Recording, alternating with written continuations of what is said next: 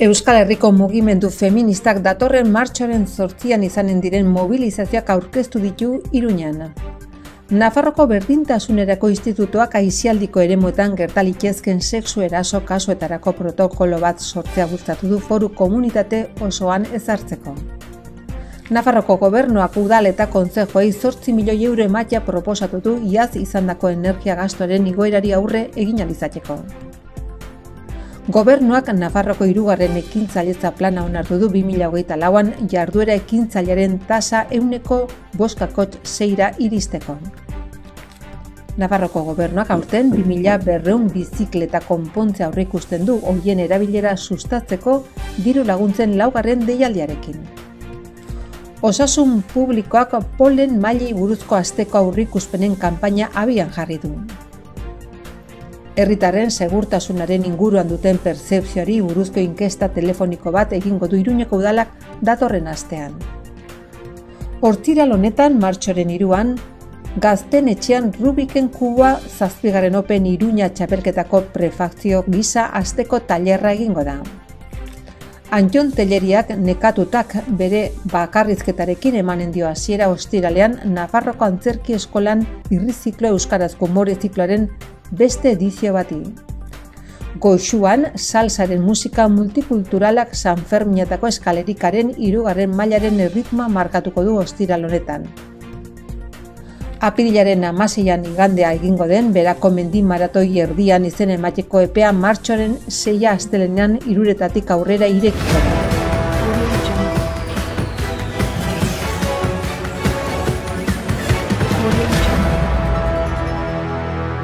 Euskal Herriko mugimendu feministak datorren martxoaren 8an izanen diren mobilizazioak aurkeztu ditu Iruñan. Zaintza sistema publiko baten beharra aldarrikatu da, historikoak diren bertze hainbat eskaerekin batera. Egungo zaintza sisteman irauli behar dugu. Emakumeak gara familian zaintzen ardura gure gain hartzen dugunak. Zahar etxeetan zein aur eskoletan lan egiten dugunak. Emakume migrantea gara, etxeak eta ospitaleak garbitzen ditugunak. Baina nork zaintzen ditu emakume migratu eta arrazializatuak? Nork zaintzen ditu zaintzaileak? Nekatuta gaude, ezin dugu gehiago. Aurrean dugun zaintza sistema heteropatriarkala zuntzitzeko, martxoaren 8an Euskal Herriko kaleak hartuko ditugu. Nafarroko gobernuak Nafarroko Berdintasunerako Institutuaren bitartez, Nafarroko gobernuaren ordezkaritza udal eta kontzejoen federazioa, Nafarroan diharduten segurtasun indarrak eta ostalaritza elkarte zein dantzalekuetako ordezkariak bildu ditu. Nafarroa arenaren edo baluarteren kudeaketaz arduratzen den Nikdo enpresa publikoarekin batera. Bileraren helburua lan talde bat osatzea izan da. Nafarroa osorako protokolo bat osatu dadin, aisialdi publiko eta pribatuko eremuetan, bereziki dantzalekuetan edo kontzertuetan, pubetan edo diskoteketetan sexu erasoak gertatzen diren kasuetan jarduteko, koordinatzeko eta hauek prebenitzeko. Ekimen honen bitartez, Nafarroko gobernuak uztailerako foru komunitate osoan erreferente izan daiteken protokolo propioa izatea bilatzen du. Elkartu diren taldearen helburua da protokoloa elkarrekin lantzea eta inplikatutako eragilek adostea, batez ere gune pribatuetako enpresa kudeatzailek eta kudeaketa publikoko espazioak. Protokoloak irizpide komun batzuk ezarri nahi ditu gaueko aisialdiko lokaletako arduradurentzat, biktimak artatzeko orduan, erasoren bat gertatuz gero, bai eta prebentzioaren ikuspegitik ere, arriskutsuak izan daitezken egoerak detektatu ahal izateko, erasoak saihesten laguntzeko. Taldearen aurkezpenean, Javier Remirez, lehendakariorde eta lehendakaritza, Berdintasun eta Barne Kontseilariak adierazi du Nafarroko gobernuak konpromiso hartu duela emakumeak askatasunez bizializateko jai eta aisialdi guneak sustatzeko. Nafarroko gobernuak proposatu du 8 milioi euro ematea udalei eta kontzejoei 2022an izandako energia gastuaren igoerari aurre egin ahal izateko, Ukrainako gerraren ondorioz izandako prezioen igoeraren ondorioz. Toki erakundeak gehien bat udal arloko ezik eta kirol kultura eta 3. adineko instalazioen funtzionamendura naiz artistapenera eta gainerako zerbitzu publikoetara bideratu ohi diren energia elektrikoaren eta erregaien kontsumitzaileen nabarmenenak dira. Xede horretarako foru exekutiboak toki erregimeneko foru batzordean ekimen bat aurkeztu du, zeinetan 8 milioi euroko ezoiko kreditu bat proposatzen den 2022an, Nafarroko toki erakundek jasandako gastu energetikoa konpentsatzeko, eta denbora gutxi barru igorriko da Nafarroko parlamentura bere deliberamendurako. Ezoiko funtsa hori Tokio Ogasunen partaidetza funtsari atxikitako diruzaintzaren soberakinaren kargura finantzatuko da, 2023an udal naiz kontzejoen funtzionamendua eta zerbitzuak finantzatzeko. 289 milioi euro banatuko dituen funtsa hontarako ekarpen gehigarri bat, oraindainoko zifrarik altuena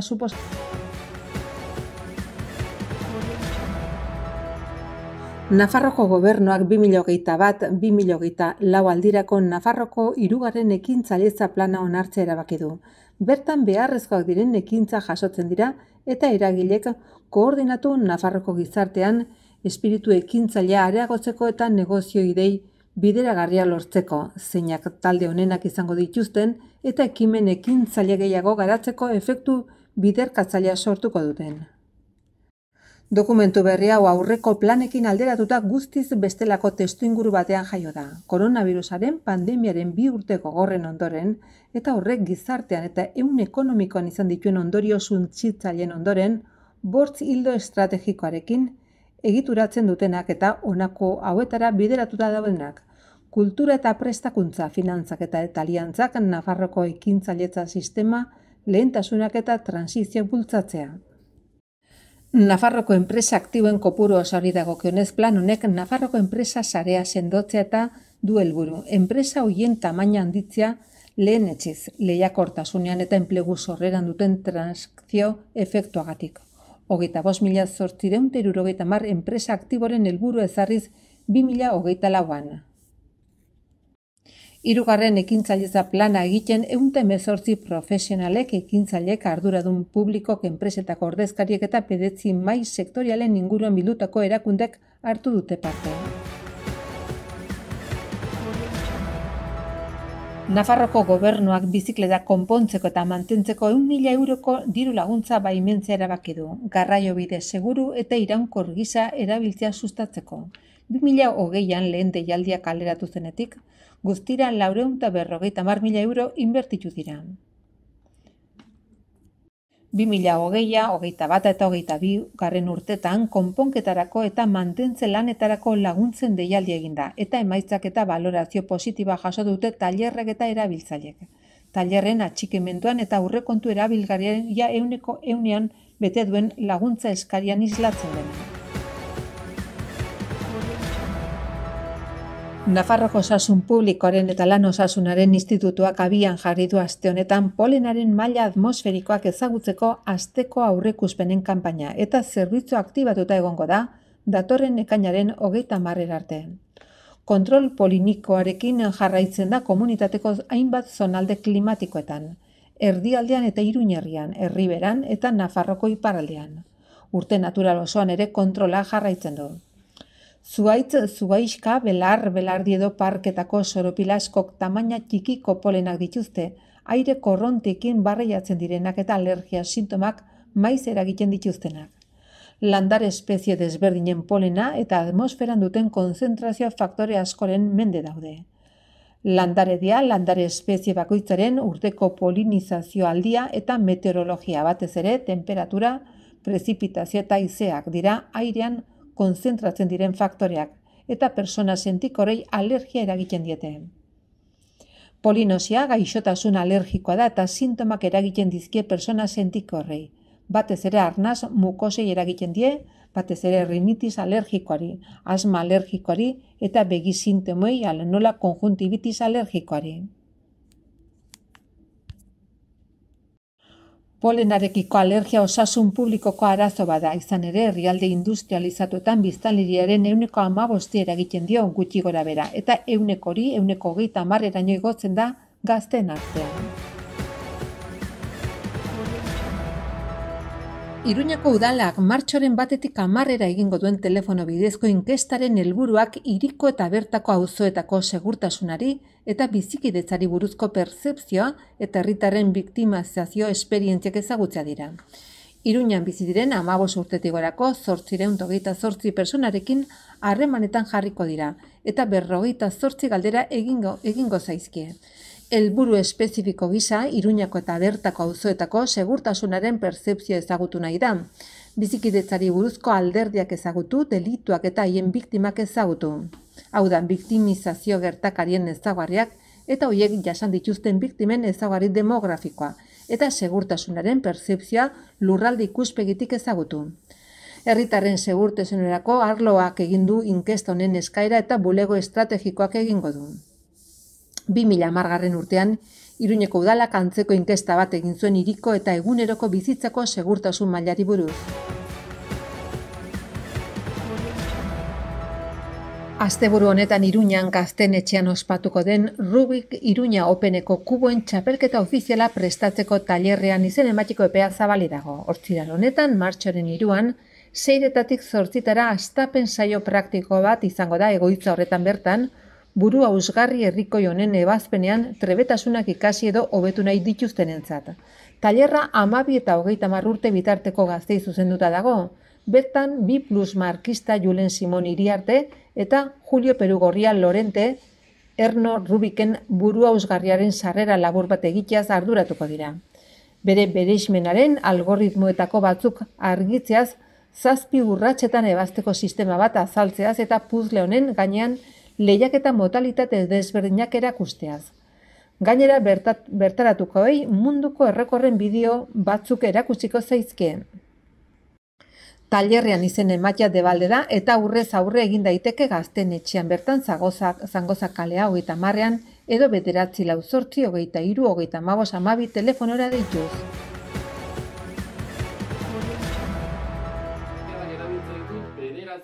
Euskarazko umorea Nafarroko Antzerki Eskolara iritsiko da martxoan Irriziklo udal programako 4 ikuskizunei esker. Bakarrizketak eta komedia Anjon Telleriaren, Jon Plazaolaren, Beatrize Gizabalen eta Xavier Flamarikeren, Garazi San Martinen eta Xavier Artiedaren eskutik.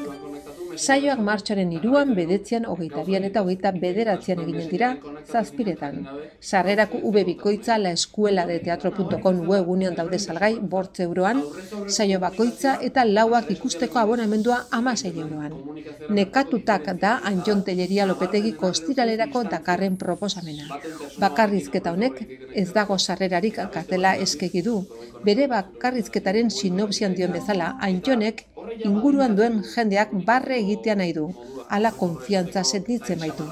Eta konfiantza oso gauza ona da, hori bai, barrek ez ezik diruak ere konfiantza handia ematen dio.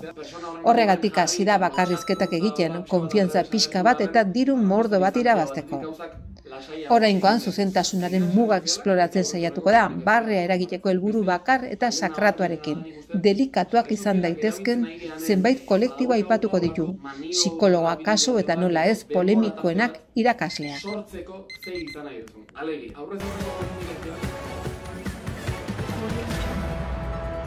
Xuan salsa talde kolombiar nafarrak salsa eta musika latinoaren fusio multikulturala eramango du, ostiral honetan 8etan Arrotxapea auzora, San Ferminetako eskalerika jaialdiaren 3. mailan. Erritmo divertigarrienak Anelier pasealekuan entzungo dira, Nueva York, Kolombia edo Puerto Ricoko 60, 70 eta 80ko hamarkadetan inspiratutako salsa klasikoarekin batera. Goixuan, salsaren musikak hirira egokitutako erritmo eta bertsioekin dantzatzera eta bizitzaz gozatzera gonbidatzen du. Iruñako taldeak ahots nagusiarekin, 3 ahotsetako koruarekin, pianoarekin, baxu elektrikoarekin, konjekin, timbalekin, bongarekin eta kanpaiarekin, marakekin, 2 trompetarekin eta 3 tromboirekin jotzen du. Taldearen berezitasun gisa, konposizion letrek euskera ere barne hartzen dute eta horrela islatzen du salsa tradizionaleko estudioko lehen albumak, 9 kantu propio eta bertze bersionatu batzuk biltzen dituenak.